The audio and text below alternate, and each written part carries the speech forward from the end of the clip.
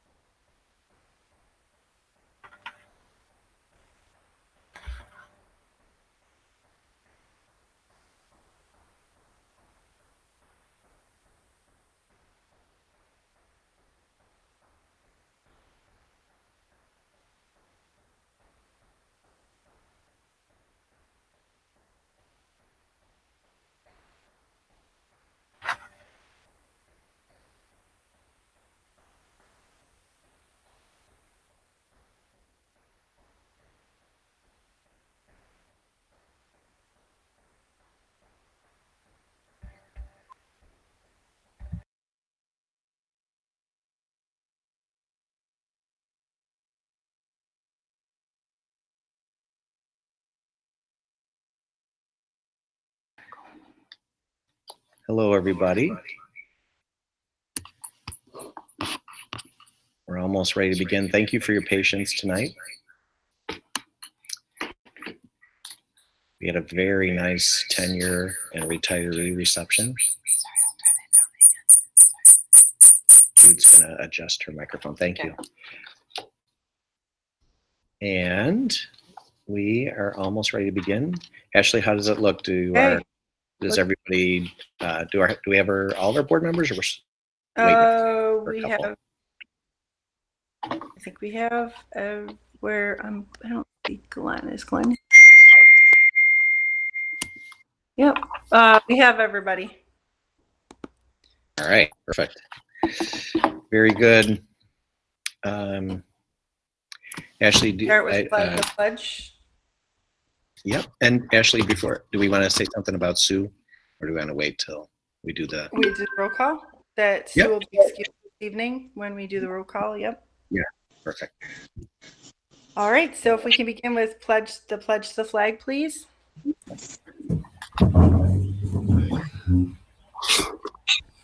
I pledge allegiance to the flag of the United States of America and to the republic for which it stands, one nation, under God, indivisible, with liberty and justice for all.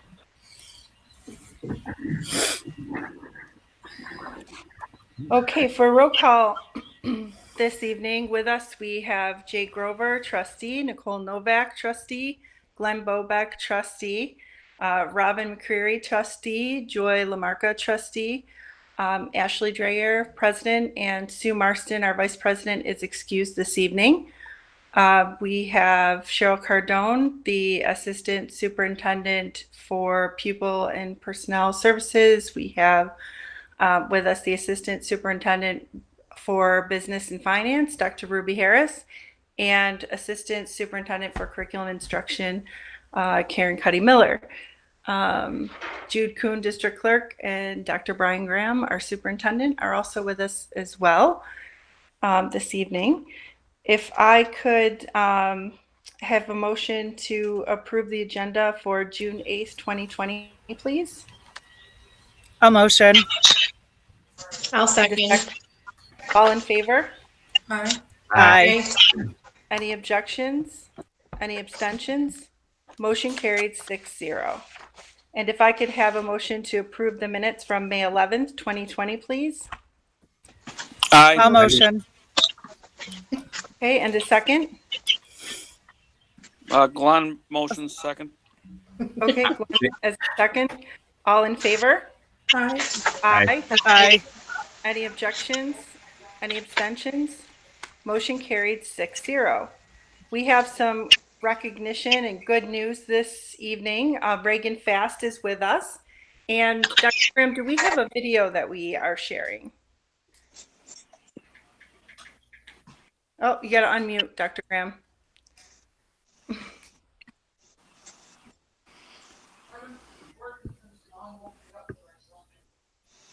You're still on mute.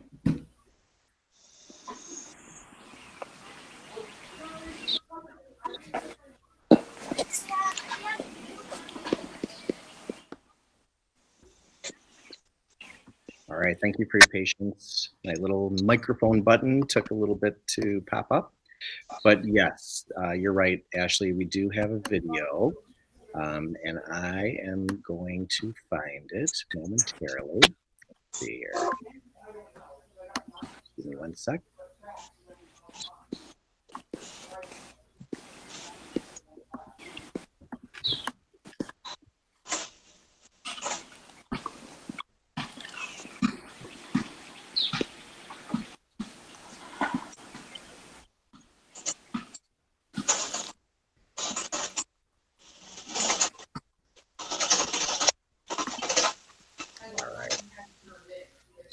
Okay. So again, thank you for your patience. I was able to queue up the video that Reagan Fast has put together. This will be a nice way to introduce the wonderful work that she's doing at home, spreading good news all over the internet. So let's see if this is ready to share.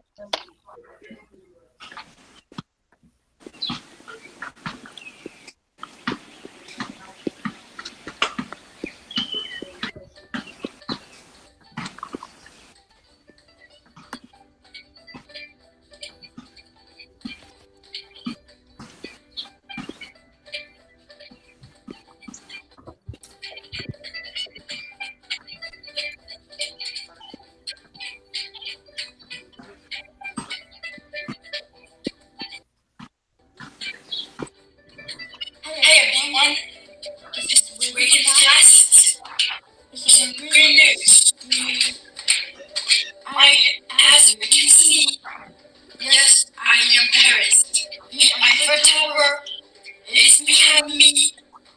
I said, "Just distance." My mom and I made face masks. I attached this t-shirt and pair of scissors. I also get ready to plant vegetables. You might try this. When it gets warmer.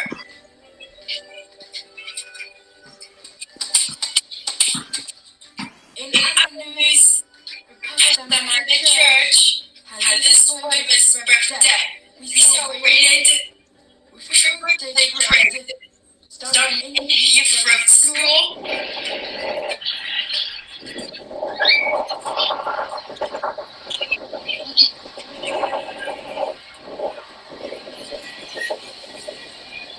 On the lady starting part.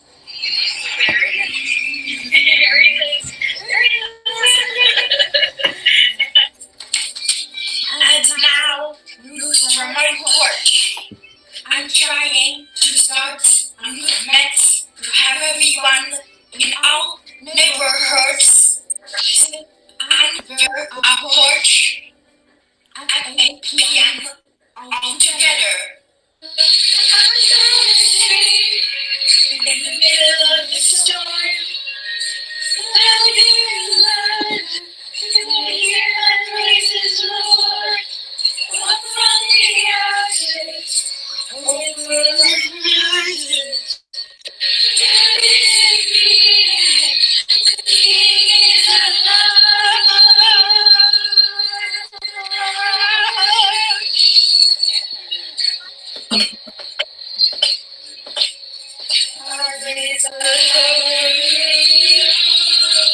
That would be some really good news. But for now,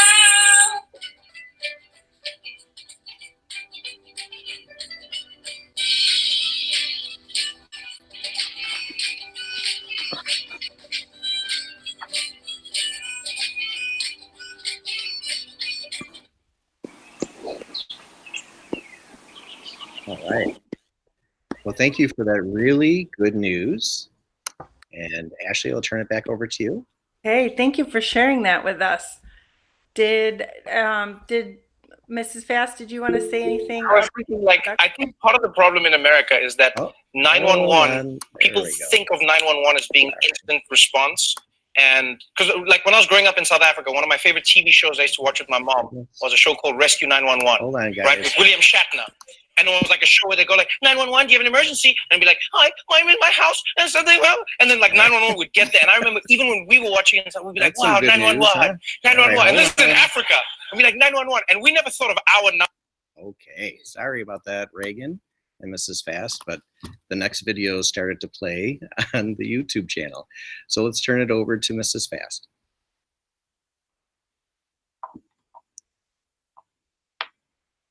Myself.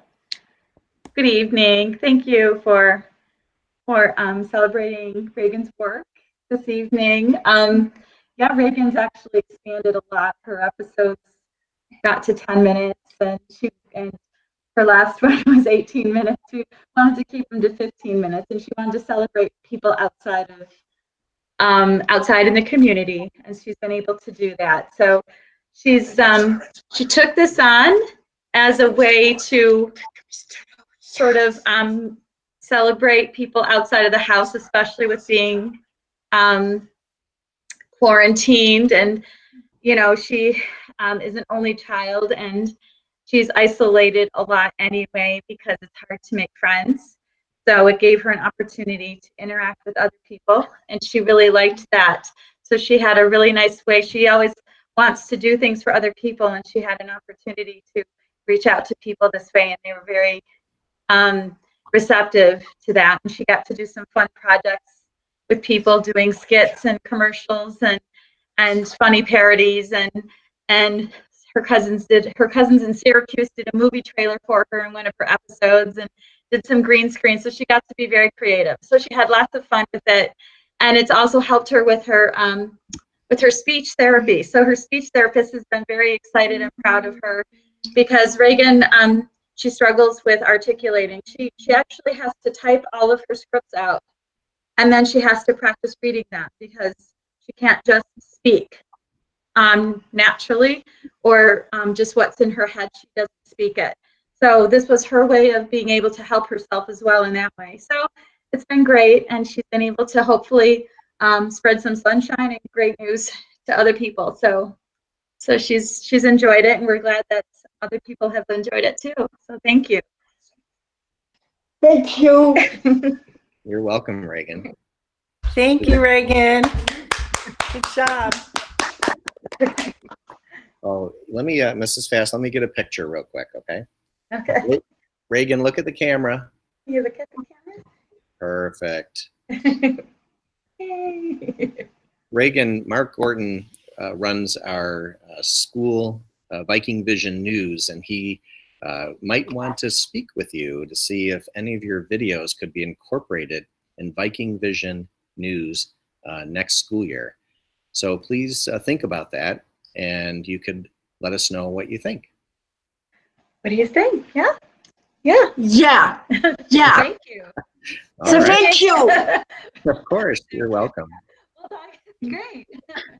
Thank you again. Bye, Reagan. Thank you. Bye. Thank you so much Thumbs for up. having us. Bye-bye. Thank you. Thank you. You're welcome. Moving on to the public comment session, agenda items only. Do we have anyone? We don't have anyone signed up for that. I don't think. Okay. Now on to curriculum instruction. Thank you. Just one item, and it's an update with regard to the Leslie Morris book project. As many of you are aware, Dr. Sharon Kramer has been donating about $500 on behalf of her late husband for many, many years to the Grand Island Central School District. What you see in the attached documents is a Keggabine Library report, which reflects some of the work that was brought about due to the rotation of the donation at Keggabine this year. You'll likely see it again this summer. As part of the state regulations, all of the librarians need to submit a digital media library report to the Board of Education for presentation annually. So you'll see that come around again. And this year, due to the COVID-19 school closures, obviously it's been a little bit more challenging to maximize what we can do.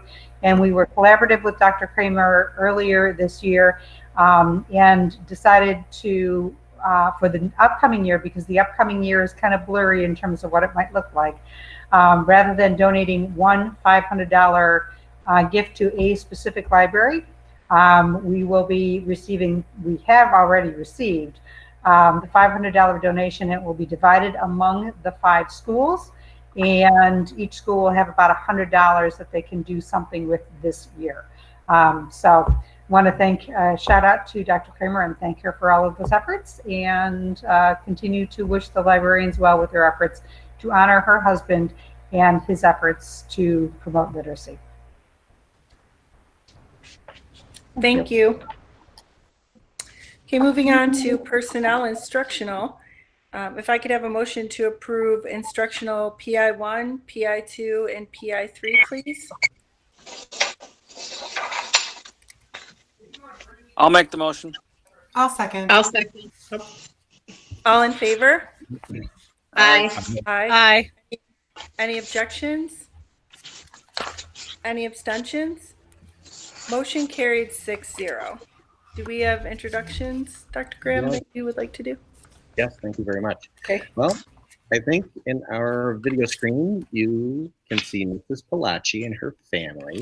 It gives me great pleasure to introduce to our Grand Island community our new principal who will start in July, and that is Felicia Palachi. Felicia, we are so proud of you. It was a very rigorous process. As our board members know, there were 39 applicants. All the applicants were screened, then brought to a building level committee where that committee helped narrow down the scope of the applicants. And then those finalists were sent to a parent stakeholder group. And through the parent stakeholder group, they filled out a tremendous amount of feedback, and that was shared back with the building level committee. And that building level committee recommended 2 finalists to myself and our team here at the district office. And we are very, very happy and excited to introduce to everybody Felicia Palachi. Felicia, would you like to say a few words? Yes, I would like to thank the Board of Education, Dr. Graham, and everybody else for this wonderful opportunity.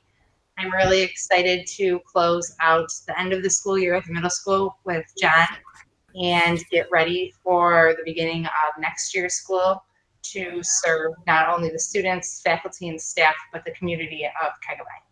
Thank you very much. And congratulations. Thank you. Congratulations. Great. Thank you.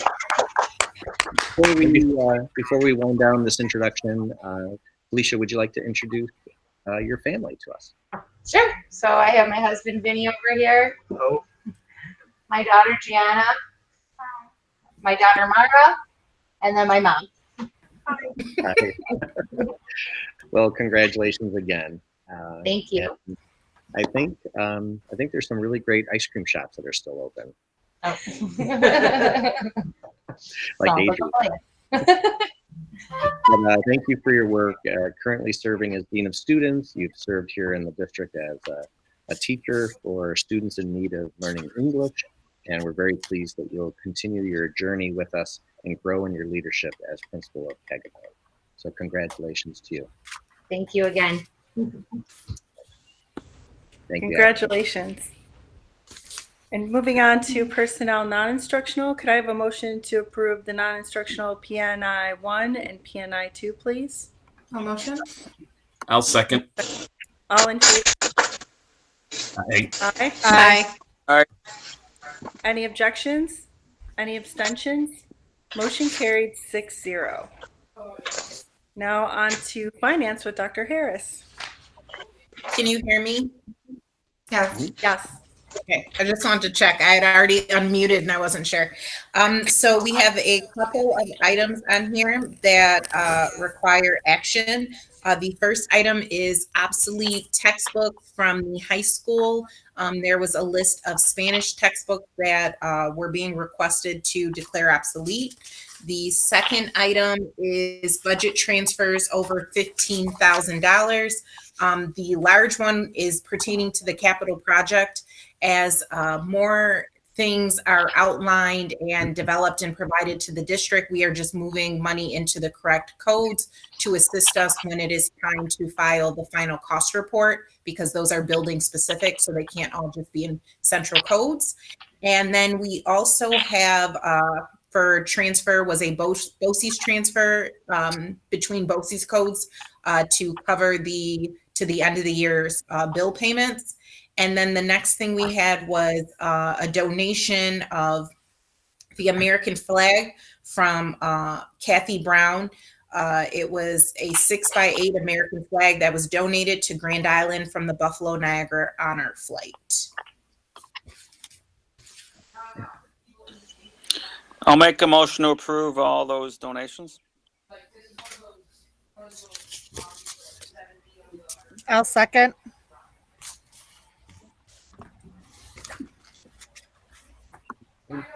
So Ashley, are we looking for motions on A, B, and C? Or just the one? Okay.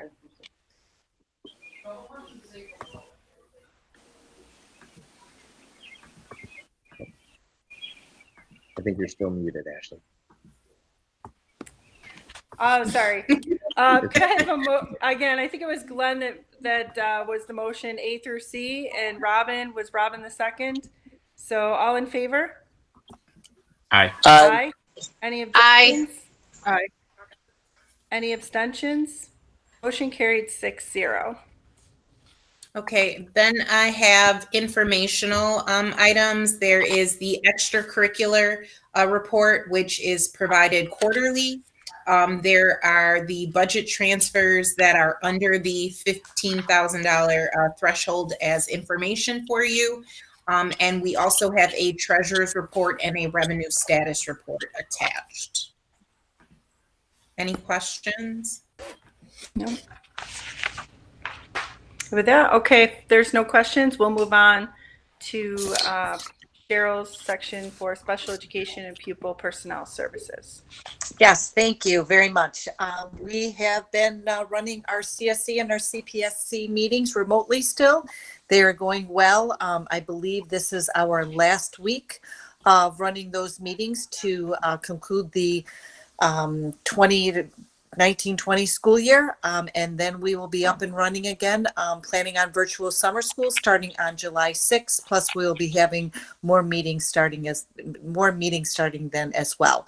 So if I could have a motion, please, I would appreciate it. A motion? And a second? Do you have a second? I'll second. I'll second. All in favor? Aye. Aye. Aye. Any Aye. objections? Any abstentions? Motion carried 6-0. Thank you very much. Yep.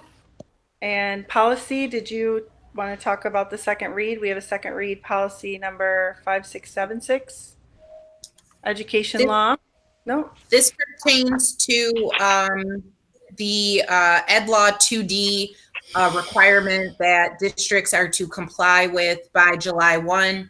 I don't know if anybody has any questions in reference to this. We really took what was provided to us per the guidance of the law and per BOCE's recommendation to put forth to the board. If there are no questions, the next board meeting at the end of June, we will be asking for action. That way our policy will be in place and we will be within the requirements by July 1. Okay, can we make a motion now for that, or does anyone have a problem with making a motion now to approve it? I do not. I do not. Oh. No? Okay, can we make a motion now, Ruby, to approve it today? So it's I in believe place? so. I just Okay. need somebody to move the motion. All I right, believe so. can I have a motion to approve? I will motion. Anyone second? I will second. Okay, all in I'll favor? second. Aye. All right, all in favor? Aye. Aye. Aye. Any objections or abstentions? Okay, motion approved 6-0 then for that policy, so it'll be in place by July 1st then. Thank you. All right, you're welcome. And I think we are at the superintendent's report with Dr. Graham. Yes, thank you very much. So as our board knows, today is the 61st school day that we have been closed due to this COVID-19 virus. Wow. In Erie County, currently as of today, there are 77,339 residents who have been tested for COVID-19. That's 77,000. Of those tested, there are 6,458 in Erie County that have been confirmed. Of those 6,458, tragically 560 have died. Additionally, there have been 82 individuals on Grand Island who have tested positive for COVID-19. As the board knows, Erie County moved into phase 2 of a regional reopening. In phase 2, businesses in a broad spectrum of categories are allowed to reopen. Businesses must operate with a workforce reduced by 50%. In the weeks ahead, the New York State Education Department will be facilitating 4 regional task force workshops across New York State. They're going to begin collecting suggestions and information and feedback on 9 different subcategories related to the reopening of schools in September. The 9 different subcategories that are going to be discussed all across the state include the subcategories of teaching and learning, special education, transportation and facilities, digital equity, the budget and finance, social emotional needs, bilingual education, and education for our students who need English as a second language, staffing and human resources, as well as health and safety. I've been honored to be invited to be part of our regional task force, which will be held on June 15th. It's going to be a virtual meeting. There will probably be over 200 participants from a region as large as Rochester and the Monroe counties around Rochester, Batavia and the Genesee counties, Erie County, Niagara, Orleans, as well as the southern tier. So it's going to be a very big portion of the Western New York community. As I mentioned, over 200 people will be participating in one of those 9 different categories, and I will be participating in the special education task force. Also, across the state, there will be 3 others held on June 17th for another region in the state, June 22nd, and June 24th. The Board of Regents is partnering with a company called West Ed, and West Ed will be analyzing all of the feedback and ideas associated with those 9 subcategories, and they're going to present a report to the Board of Regents. We expect that the Board of Regents will offer guidance or additional feedback at their Board of Regents meeting on June 13th. So I just share that with our board because it gives you an understanding of how massive this reopening of schools will be in September. Additionally, the Erie County superintendents are working together to create a parent survey to receive feedback from parents in all of our communities regarding their beliefs and wishes as schools begin to reopen in September. That survey will more than likely be finished this week, maybe even as early as tomorrow. And then if it's available, I will personally send out a link to all of our parents, faculty, and staff so that they can weigh in, sharing their feedback on reopening in September. Additionally, our administrative team and supervisors have been researching and reading various draft plans and reopening articles that are submitted on a national level. We have been doing, really good work in researching that. We've been reading these reports, reading articles, and watching experts be interviewed, experts from Johns Hopkins University. We recently read the full reopening plan that was developed by the state of Maryland. So all of this research is going to help inform our plans here in Grand Island.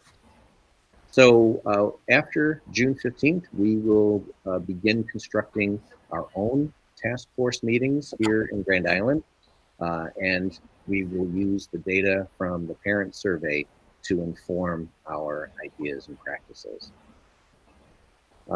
Additionally, with respect to our closure, I would like to recognize many of our SRP and teachers and administrators who worked last Thursday to honor our seniors during this closure.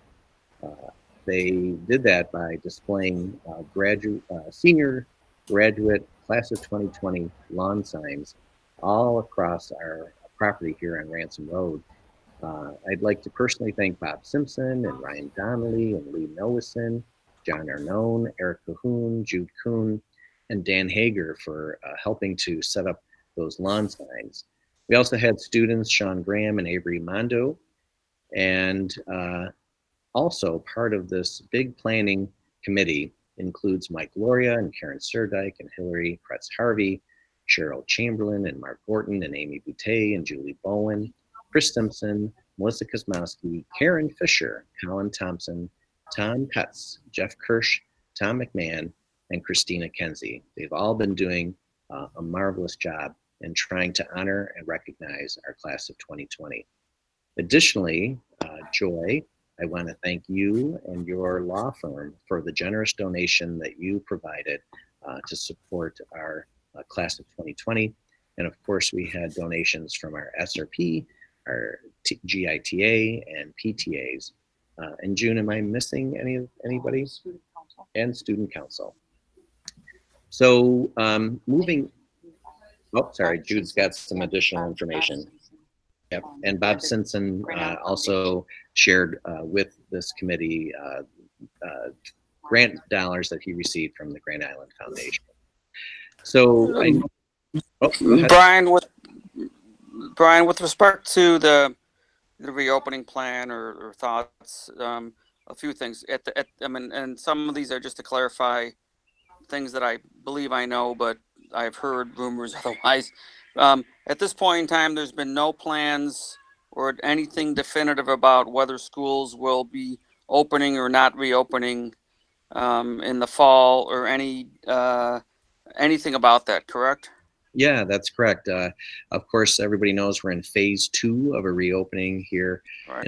in Erie County, and that means that our, obviously our workforce has to be cut in half, and we can't have large groups greater than 10, actually, Right. except in some special circumstances. So it'll be fascinating to watch the governor and how the governor and his team move from phase 2 to phase 3, and then from phase 3 to phase 4. I would imagine that it'll be phase 4 when school districts could really bring large groups of students back to school. Right. But at this point in time, there's been no decisions whatsoever in terms of what will happen in September, correct? Yep, that's correct. Okay. Secondly, you talked about the 9 points that are being looked at. Can you give us any indication from an internal perspective in Grand Island as to, and you don't have to answer this now, but perhaps you can get back to us later, as to the thoughts of staff, administration, students, teachers, parents, as to the successes or the lack of successes that came about due to the distant learning that we've had over the last 3 months? Yes, yeah, I can talk anecdotally about that from a couple different perspectives. I know that my own son spent at least 4 hours a day doing schoolwork through distant learning. He's a sophomore and going into his junior year next year. So we know as a family he was busy doing schoolwork. I also got a call today just before our retiree and tenure reception from a parent who has a child at youth and at Sidway. And they actually shared with me that they thought it was working well for their children, and that they might be very comfortable continuing with some type of distance learning in September. But beyond those anecdotal stories, I can tell you I've also heard other feedback that it is not what we desire to do for a long period of time. We understand the emergency and the New York pause, but I think as a group, we do believe that this is not the best way to engage students, whether they're 5 years old or older. Clearly, children with special education needs really need their team around them. The occupational therapist, the speech therapist, the physical therapist, right? Our reading specialists. I think everybody has tried to do the very best under these challenging circumstances, but by doing that, the feedback that I'm getting from faculty is this is not where we want to be. So I think that that's also going to inform some decisions at the state level. Yeah, I think anecdotally, in my experience from talking to people, it's dependent upon particular circumstances, students, classes, etc. So it'd be interesting to have a little bit more, in my opinion, feedback than hearing from a few people. I don't know if it's possible to get a little bit more feedback on a more overall basis, because I think it's my feeling is that it's a little bit more mixed, and generally speaking, I'm not sure that we've gotten all the feedback that we need. So that's it. Thank you. You're welcome, Glenn. And the survey that the superintendent group has created will give us some pretty good feedback specifically for Grand Island that we'll be able to look at as a board and as an administrative team. And as we build our own task forces here, all that data will be transparent and shared so that everybody can see what feedback we do receive. So I would encourage all of our parents, when you receive this survey, to spend some time. It's not going to take a lot of time. Honestly, I filled it out today. from a parent perspective so we could test it, and it might have taken maybe 5 minutes. So I think it's going to be 5 minutes well spent. So thank you for asking that question. As I conclude the superintendent report, under the umbrella of our closure here in COVID-19, I just want to ask all of the community to vote on the school budget. As our board knows, districts across the state were told in an executive order by the governor that we had to move the entire budget vote and Board of Election vote to an absentee ballot system. Originally, the governor chose June 9th as the date for the budget vote and the Board of Election vote. Sunday, the governor issued another executive order extending the budget vote and Board of Election vote to June 16th. All hand-delivered ballots are still due to the district clerk by 5 p.m. on June 9th. However, if people are still voting after that time, all ballots must be mailed to the district.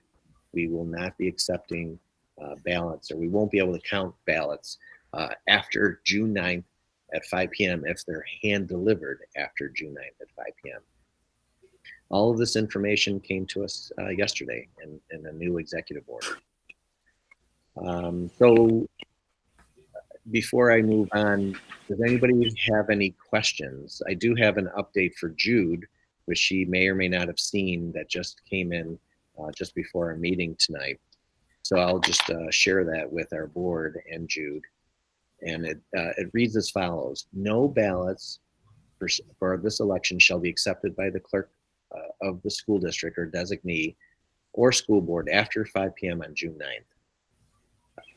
Except, as I just mentioned, ballots that are mailed in afterwards, those will be accepted. If Jude and our SRP team just put a mailbox outside of the district office and secured it. So we will still be accepting ballots tonight and tomorrow, Jude. And then we have to actually take it down. And that's the news that I wasn't sure if Jude knew that, but the latest information is we will then have to remove the receptacle and only accept via U.S. mail.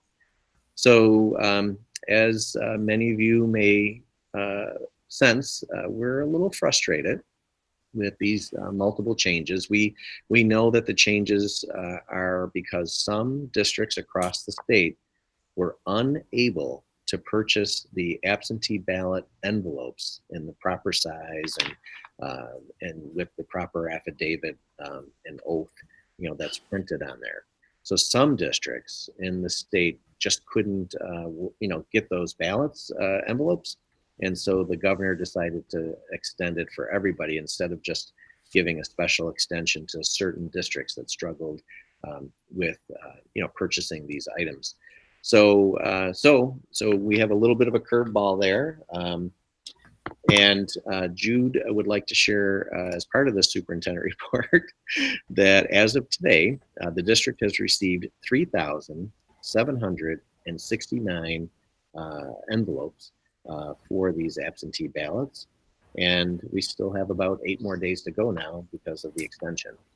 So certainly in one sense, that's a pretty remarkable rate of return, which, is good news for people to share their opinions about the budget and the Board of Elections.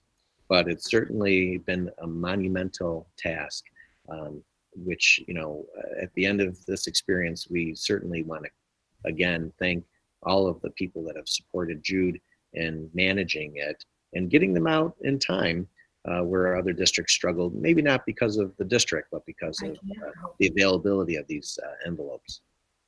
So that's all that I was going to share in the superintendent report, but if there's any other questions related to any of those items, please feel free to ask. Thank you, Dr. Graham. Thank you. And moving on to the Board of Education report, Dr. Harris, did you have some information to share with the board on the Sidway Playground? And then we can take some questions. Yes. So I know that there were some questions after the last meeting. We were going to wait to allow everyone to have a voice or provide information of what's happened in the past when it comes to the building of playgrounds and what was included in the alternate. Through discussions with Dr. Graham, Denise, and Jim Rosler, there were some adjustments or thoughts. And one of them was going back to allowing the community build to take place once we actually get permission to do something like that as we get through the phases. So community build taking place, which would take off the playground install. And then also we discussed the mulch and edging and any funds that are still available just simply because of how well Sidway was able to fundraise. And Dr. Graham, do you have the spreadsheet? Yep, I am pulling it up. It'll be up in a moment. Okay.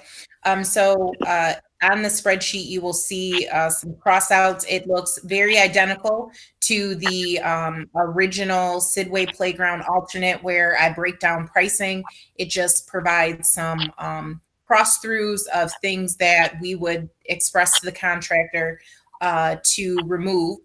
And then I myself, being me and the district, will work with the Sidway Playground Committee to figure out what the next steps are in reference to a schedule and what funds they still have available to assist with different cost areas. Can everybody see the chart? Yes. Now, I had a couple questions. Yes.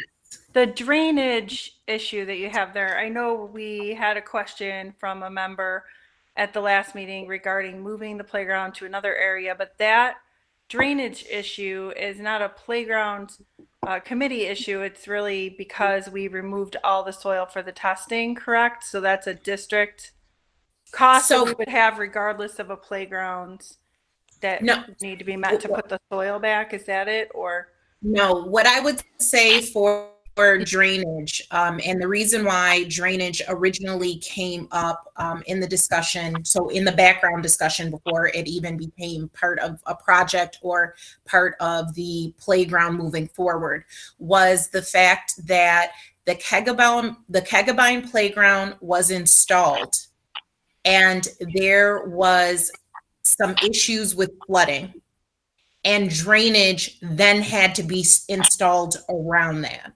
So given the fact that Mr. Rosler was here, I believe he came on board right as that was being done or right after. So he remembered that very vividly about the flooding issue.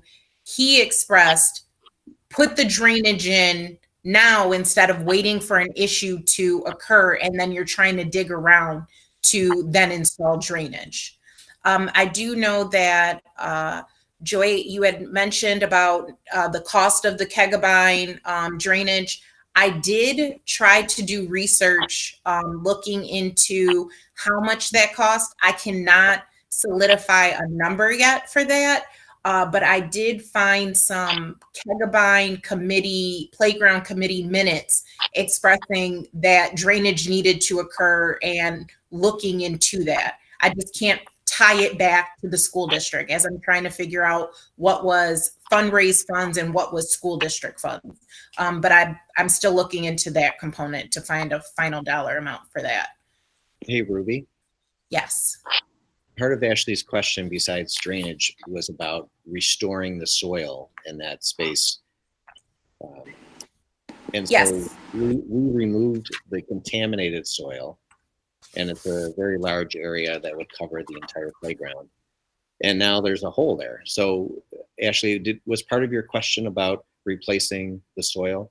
yes, part of my question involves how much is of that 86,000, how much can be attributed to it being a playground cost and how much is it a school district cost because we removed a large amount of soil to have the contaminated area tested because of the old playground that was there. And then that would be a school district cost that would need to be handled regardless of whether or not there was a playground being installed. So in other words, I know what we've done at Kagabine and other schools for playgrounds.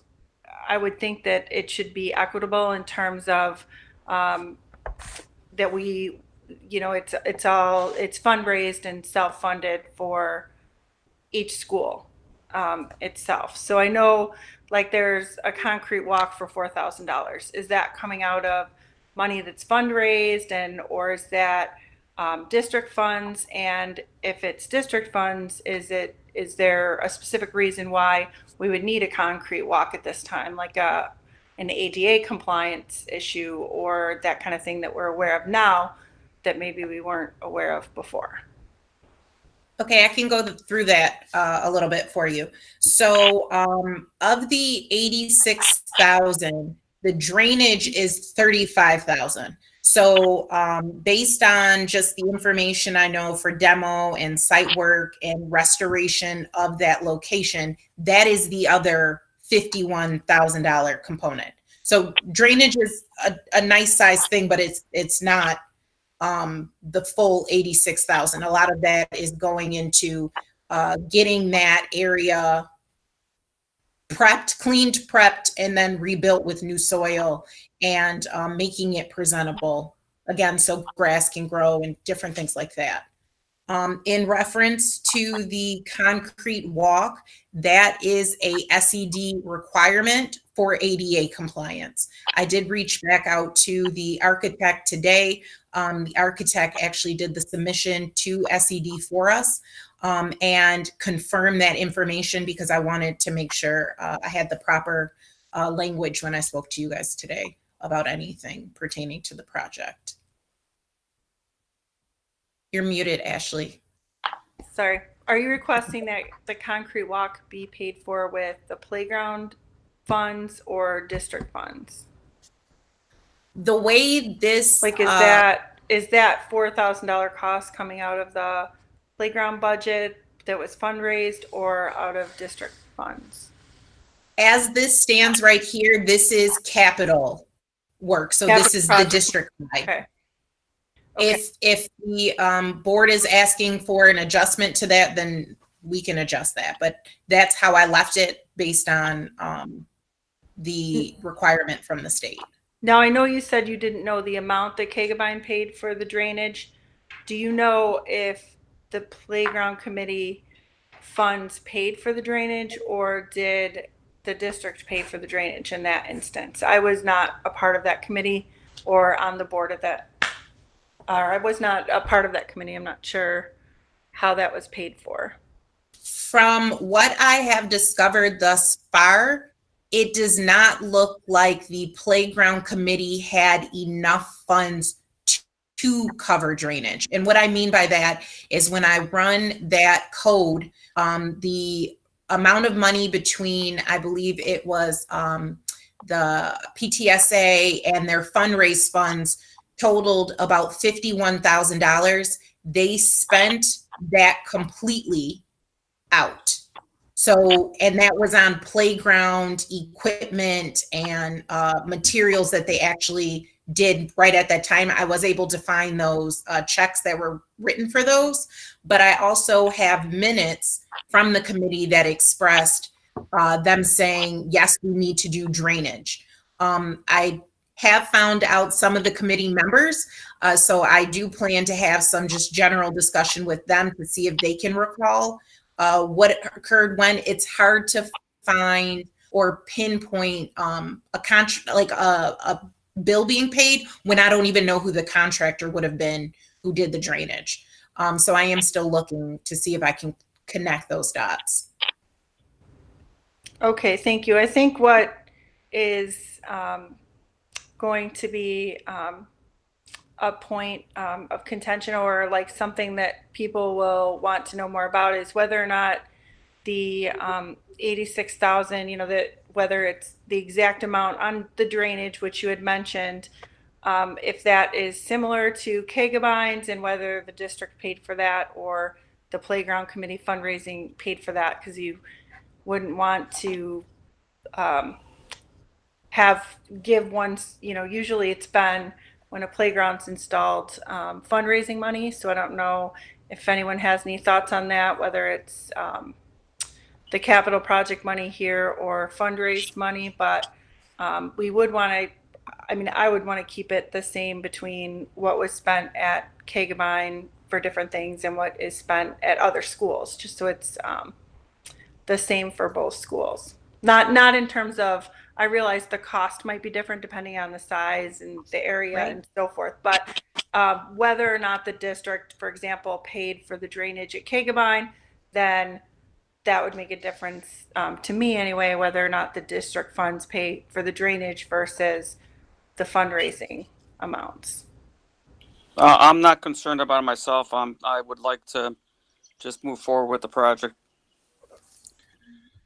Okay, does anyone else have any concerns then, or can we move forward with the project? And are you looking for us to I have a couple questions. Sorry. Okay, go ahead. When it just adjusted on my screen, I can't see the numbers anymore. I don't know if the slideshow got larger on the screen. There we go. Oh, sorry. Okay, I'm on. Can you go over there? Sorry. Quick question. So drainage. And I understand about being proactive with the drainage. Is this area typical in needing drainage where he feels that we should be proactive in spending $86,000 and putting it in now? I know it's Grand Island and I know there's drainage everywhere, but I'm just kind of looking at the cost and just wondering if is there any backup in terms of seeing for justifying spending it, other than Kagabine had it and we had to do it after, so we should do it now to be, proactive. That's my first question. And then the second one I want to talk about is the $25,000, the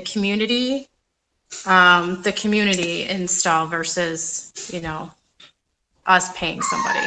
So I don't know if anyone wants to answer the drainage question first, and I apologize for my daughter, so I'll put it back on mute. Ruby, was the drainage part of that was just, well, not just, it's a big number, 35,000, and then the rest is to fill it back in. Yes. Am I understand that correctly?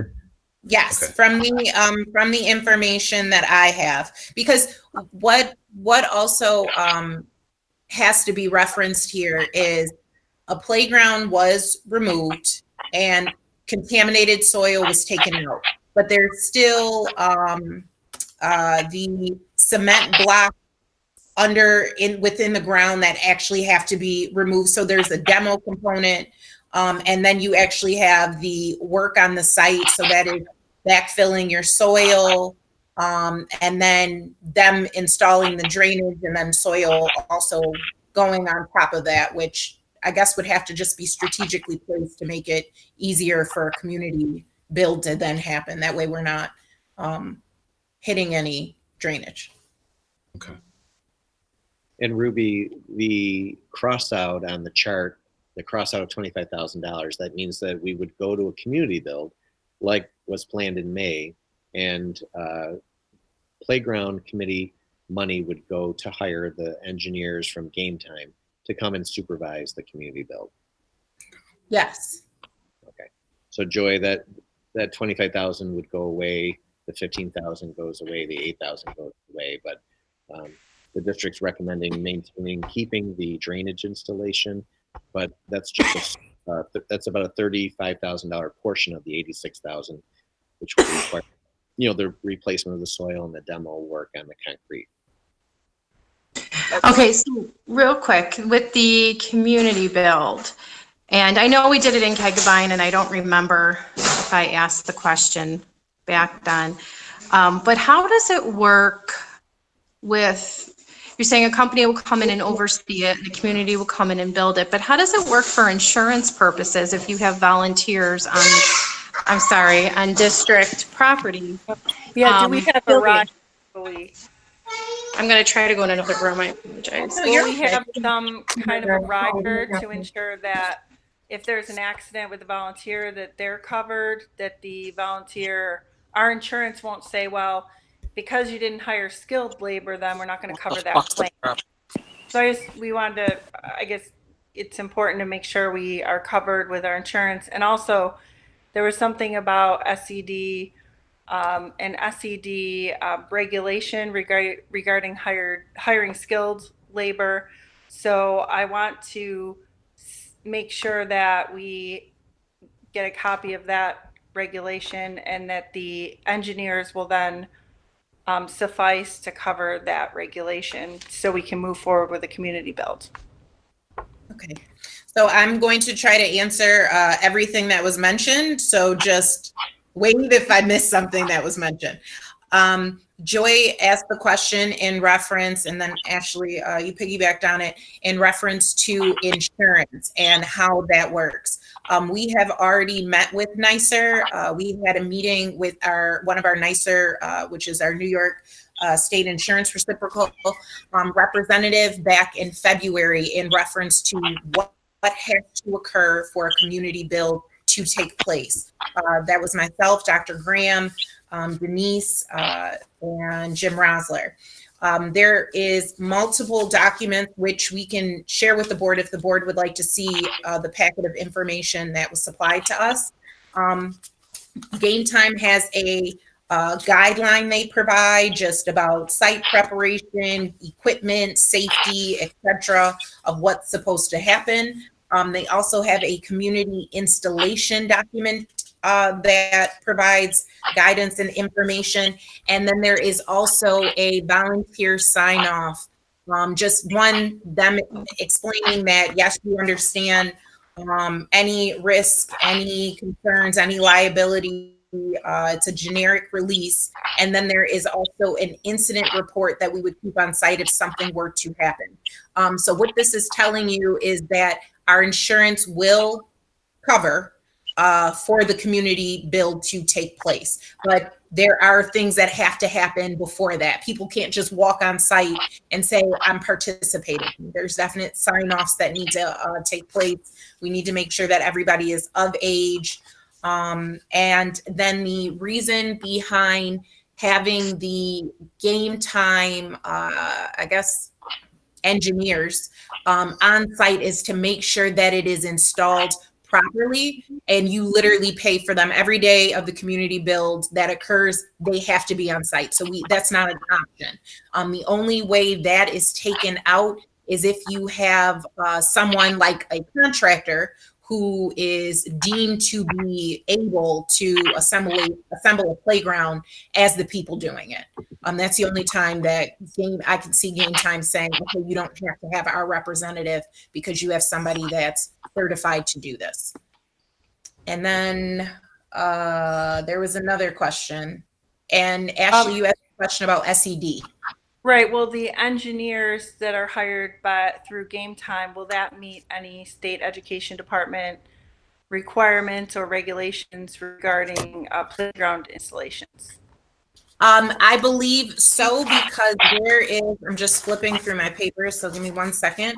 There is a playground installer certificate of installation that has to happen. And then NYSER will also come out and do a playground inspection. We have playground inspections anyways that happen. They have to happen.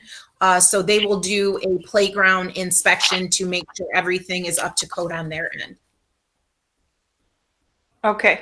And my last question is the mulch that's crossed off here for 15,000. We still have mulch at the playground. Is that just going to be paid for through capital funds, but through playground funds? Is that?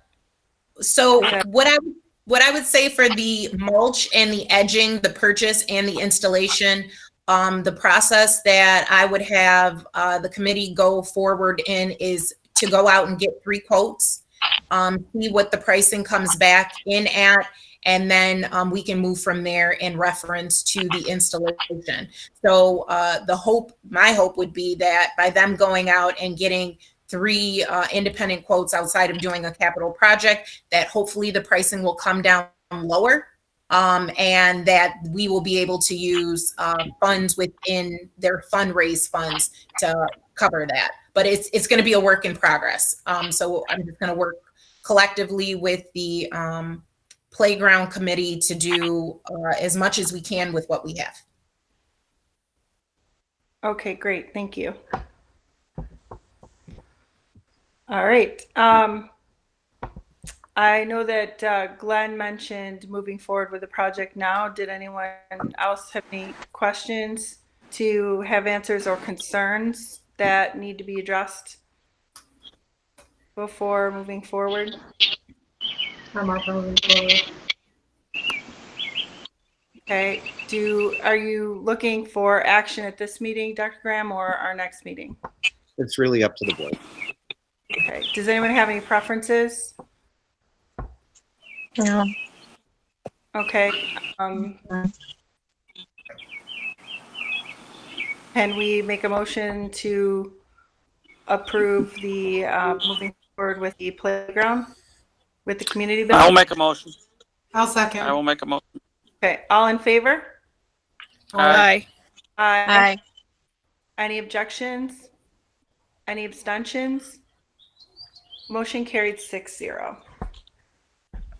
Okay, moving on to the public comment session, general items not included in this agenda. I don't believe we had anyone sign up for that, so we will move on to committee of the whole items and information for the roundtable, beginning with Glenn.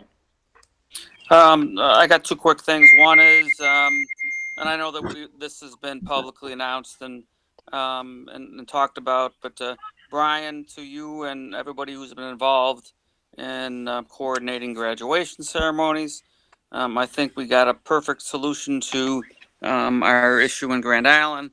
I know that from everything I've heard, the students, parents, etc., are very much looking forward to having graduation happening at Beaver Island. I would like to commend anybody involved in that process: Brian, Cheryl Chamberlain, Chris Simpson, Angelo Morinello, Chris Jacobs. Brian, chime in with anybody else I've missed. I think it's a good solution. I think people are excited about it. Kudos for everybody involved in that. Thank you, Okay. Glenn. And just to dovetail on what you just said, you also were a big advocate in encouraging Senator Jacobs and Angelo Marnello to help continue the advocacy for this. So thank you to you and Mr. Loria and Hillary and Karen and our student leaders who really helped guide us as we put this plan together. So thank you, Glenn, for saying that. Yeah, so that's number one. Brian, what's the date of that again? It's June 28th, a Sunday at 9:30 at Beaver Island. Okay, and then number two, this goes without saying, but at 5:30, maybe a little earlier, maybe a little bit later on Friday, our students came through our neighborhoods. I can say a lot about that. I know that anybody on the island loved it and it was appreciated. We had some students that were honored based upon that, including a student who I know had an accident recently, Ben Richard. Everything was great about it. Kudos to anybody involved in that. I think that the town appreciated that. I think the students appreciated that. Parents appreciated that. Kudos to everybody involved in that. So that's it. Thanks. Thank you.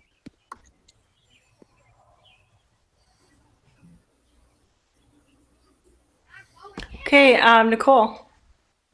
I just wanted to thank the Huth Road PTA.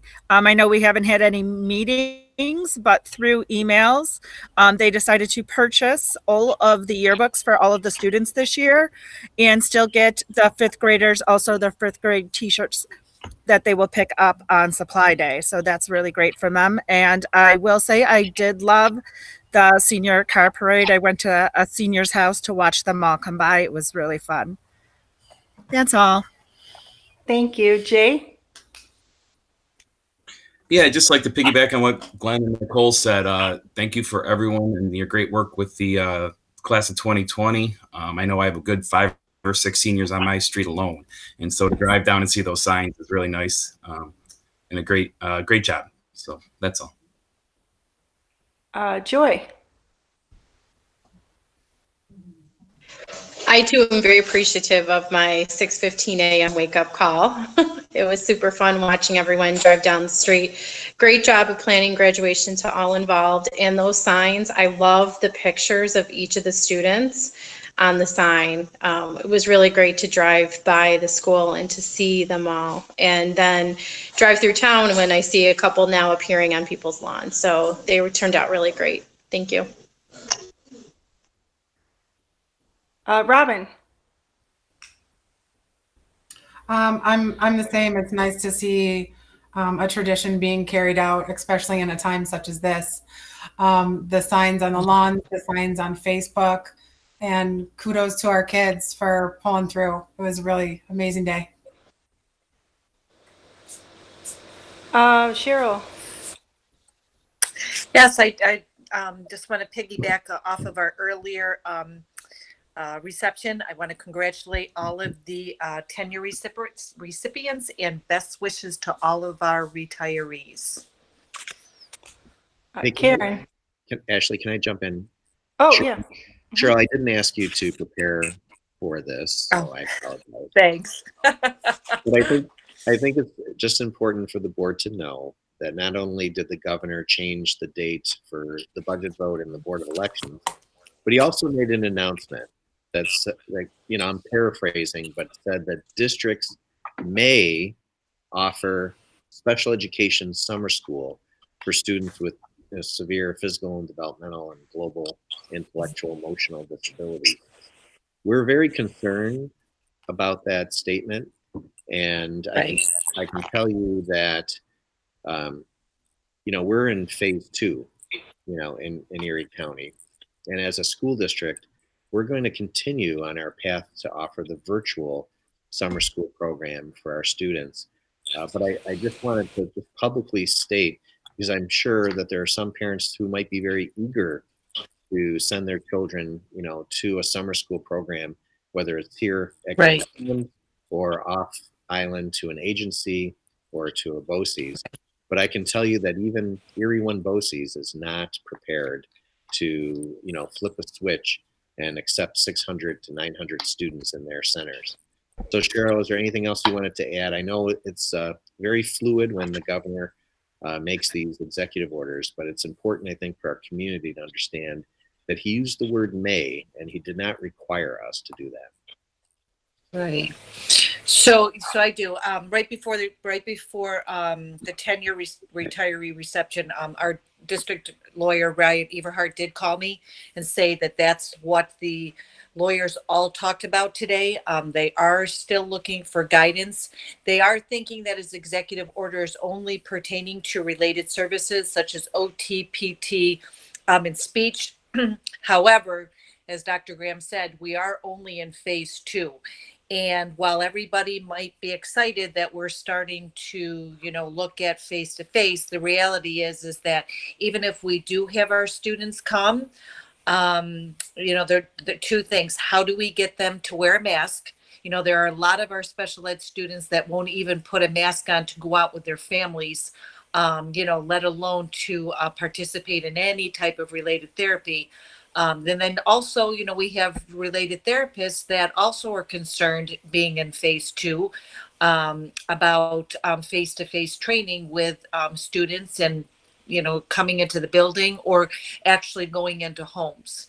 So Friday night, Patrick Canfield, he is the special ed guru at Erie One BOCES, had stated that, for all of those reasons, Erie One is staying the course and still only offering virtual summer school. I did talk to my psychs today. We've had a few parents reach out to us about that order. So we will be talking with them and, asking them to just kind of wait a little bit while we get that guidance and then move forward from there. Thank you, Cheryl. Thank you. Surprise there. I just wanted to jump in and congratulate Mary Haggerty on her retirement. You've had a remarkable career. I know my daughter enjoyed having you as a principal, and you will be missed at Grand Island. And also congratulate Karen Cuddy Miller on her retirement and such a long, successful career. And of course, Mr. Loria on his tenure. We're very lucky to have you, and we hopefully will for many, many years to come.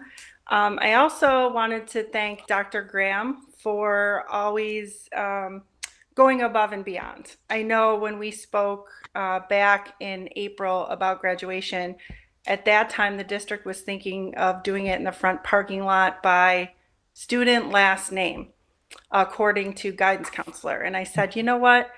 It would really be great to get the entire class together one last time. The seniors just all together, and Beaver Island would be a large enough venue to do it. And if there's a way that we could do it at Beaver Island, I would really love to do that. I never expected that it would come to fruition or that Dr. Graham would take that and run with it, but he did. And it didn't really, probably now a lot of other districts are looking to do that. And it's a lot of work to plan something like that. So thank you to Mr. Loria, Mrs. Chamberlain, the student leaders, Dr. Graham, everyone who spent hours and hours planning that, and really taking the bull by the horns and creating a blueprint for Western New York to honor our seniors. Another person I just wanted to thank and put a shout out to is Mike Murray and the Grand Island Teachers Association. When I was talking, I had called Mike in March because at Newport we had started the senior signs. A teacher had a son that was a senior, and they were all over social media. And I said, I would love to have these signs for our seniors. And working with Cheetah and the SRPs and the district and just community members that sent in donations. Thank you to all the community members to be able to make such beautiful signs. I've seen them all over Western New York for different school districts, but I have to say, Grand Island, you really outdid yourself. I mean, ours are phenomenal. So thank you to everyone who worked on that as well. And I'll turn it over to Karen next for the roundtable. I'm good. Thank you so very much. Ruby. Just quickly, if you have not yet voted, please vote. And I look forward to what the next week brings as we all bite our nails waiting for the end results. But that's all I have. Okay, back to Dr. Graham or Jude. Oh, Jude. I have to thank Jude as well.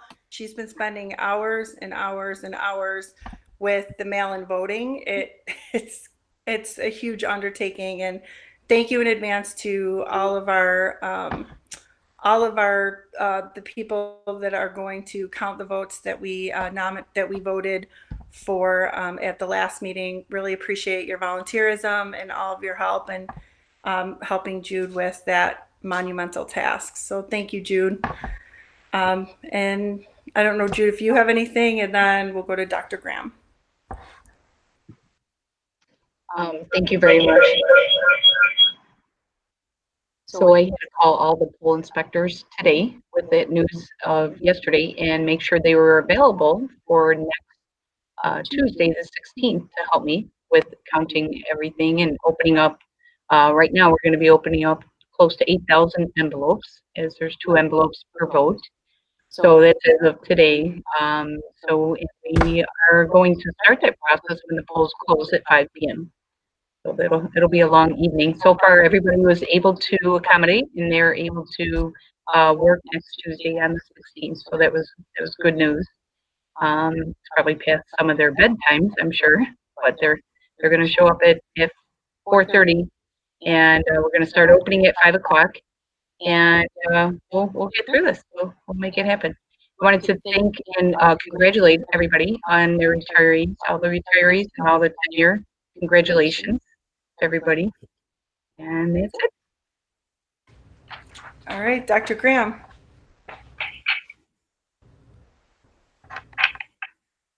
Sorry, I had my volume down, so I don't know if Ashley, if you said something. Oh, did you have anything else for the roundtable? Sure. Before I go, Joy, I don't know, Joy, did you get a chance? You did? Okay, and Robin? Yes, I did. Thank you. Perfect. Great. Sorry, I lost track, Ashley. That's okay. The only thing I would add, there was a lot to celebrate today. We had a beautiful virtual, tenure and retiree recognition. It was our principals and supervisors and our teachers and SRP. Everybody did a marvelous job. The beautiful stories that were shared by our principals about those receiving tenure or getting ready to retire were actually marvelous. And I just want to thank everybody for being so personal and personable in those words. Glenn, you talked about the work that goes on behind the scenes to get ready for, a class day for our seniors. I do want to recognize Sean Christian Rustowitz, who actually took the lead and organized much of the parade. And in addition, I want to thank our school resource officers, Mike Paternostro and Joe, who did Scarpena, who did a great job in meeting with all of those students at TOPS before 5 a.m.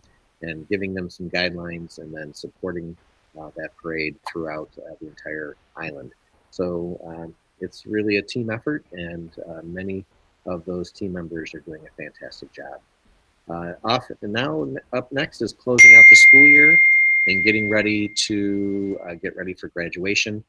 Mark Borton and Mike Gloria and myself were at Beaver Island today testing out the FM transmitter that Mark purchased.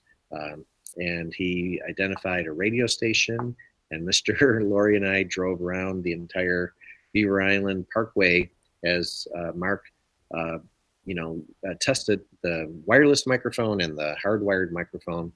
And I also want to thank Scott Perry, who was there helping with the generator and power supply. So it just goes to show you the teamwork that is working so hard to make certain that all of our faculty and staff and our students are honored and respected in a great way. So thank you, Ashley.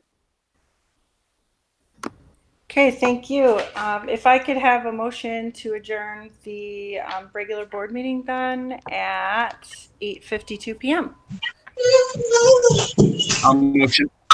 Okay, in a second. I'll second. All in favor? Hi. Aye. All right. Any objections? Any abstentions? Motion carried 6-0. Thank you.